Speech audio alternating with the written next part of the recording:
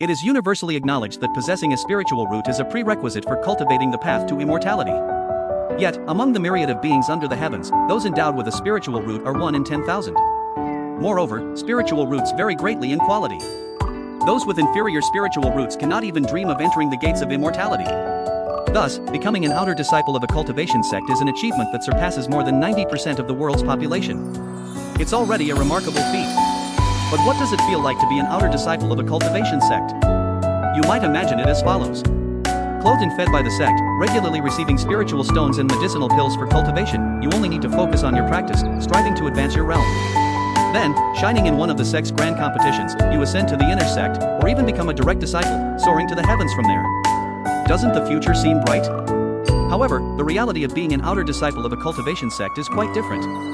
In the scorching heat of summer, the sun blazes down on the earth, stirring up waves of heat.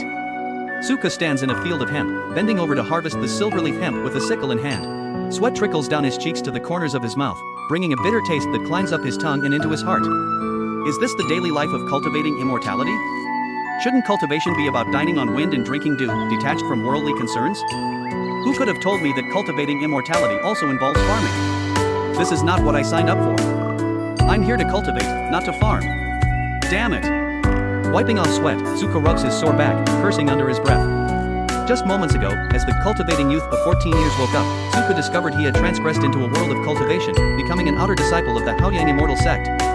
He was both shocked and thrilled, feeling an inexplicable confidence as if he were the protagonist of his own story. Yet before he could fully indulge in his grand dreams of the future, reality struck him hard. The outer disciples of the Haoyang immortal sect were far from the type who didn't need to work, focusing solely on cultivation.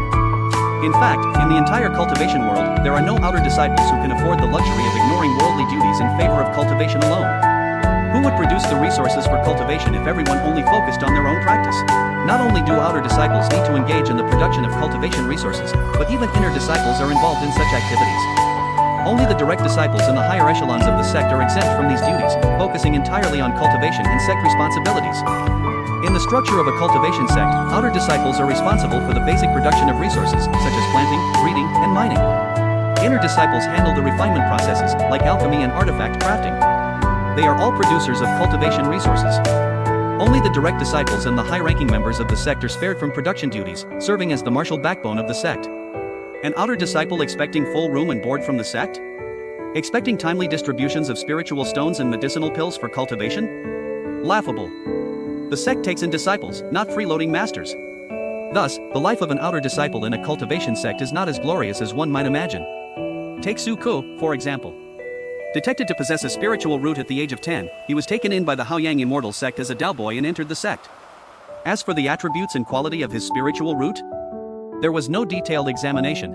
Unless one possesses an exceptional talent that qualifies them as a direct disciple from the start, who cares about the attributes or quality of their spiritual root? Just handed a basic cultivation manual, you'll figure it out as you practice.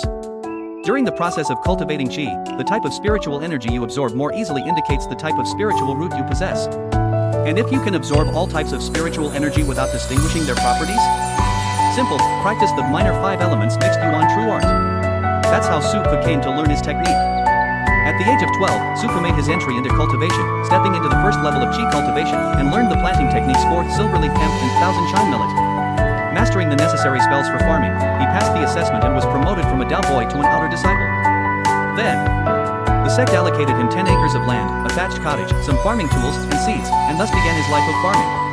According to the sect's regulations, outer disciples engaged in planting must contribute 70% of their annual yield to the sect, keeping the remaining 30% for themselves. This 30% is meant to cover their basic living expenses and cultivation needs. With a good harvest, one might have a little surplus. With a poor harvest, even maintaining a basic standard of living is challenging, let alone having resources for cultivation. Hence, after 2 years, Zuko had yet to fully progress through the first level of qi cultivation, cultivating in solitude. Fortunately, if one doesn't eat spiritual rice, ordinary grain is cheap enough to ensure subsistence. But I'm here to cultivate. Filled with frustration, Suka swings his sickle at the silverleaf hemp in front of him. Snap! The hemp stalk doesn't break. Inspecting the sickle, the once bright golden sheen on the blade has dimmed. The sharpness spell imbued in the blade has expired. Silverleaf hemp, a primary material for crafting talisman paper, is tough and resistant to ordinary iron. Only by casting a sharpness spell on the sickle can one efficiently harvest it. With Suka's chi cultivation at the first level, casting the sharpness spell 5 times drains his mana. Having already used up his 5 casts of the sharpness spell to harvest the hemp, to continue, he must meditate under the scorching sun to recover mana. If he had a chi recovery pill, the problem would be easily solved. But can I afford a chi recovery pill? Damn it! This life is unbearable. Cursing angrily, Suka kicks at the silverleaf hemp in front of him. The resilient silverleaf hemp rebounds and whips back at him, striking his face. Damn it! Covering his face, Suka swears furiously, hopping with anger. Is this what cultivation is supposed to be? It's impossible to get by. In desperation, Suka calls out in his mind, "System, are you there?" However, the system he calls for is out of service. It seems that certain system suppliers namely have not ventured here. Without a system, what about cheats? Where's my golden finger? Ding! Suddenly, a clear chime rings in Suka's mind, like a jade chime striking.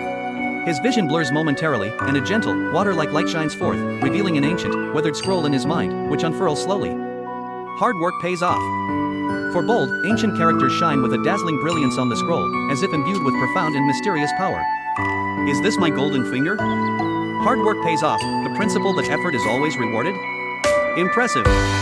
Suka's past experiences have taught him that hard work alone cannot lead to wealth or success. But now, the promise that effort will be rewarded and that success is assured is truly surprising. As he contemplates this, a line of smaller text appears beneath the hard work pays off characters on the scroll. For every bit of effort, 1 bit, corrected, 100-fold return, effort will always be rewarded. Suku is stunned, unable to help but exclaim, "Damn it!" The idea of 1 bit of effort for 1 bit of return is already daunting, but to then see it corrected to 100-fold return? Who has given me such a powerful cheat? With such a heaven-defying advantage, even Lindayu could uproot willows, and even Shuebaochai could punch through the western borders. In this moment, Suku feels only one thing: this is a sure win.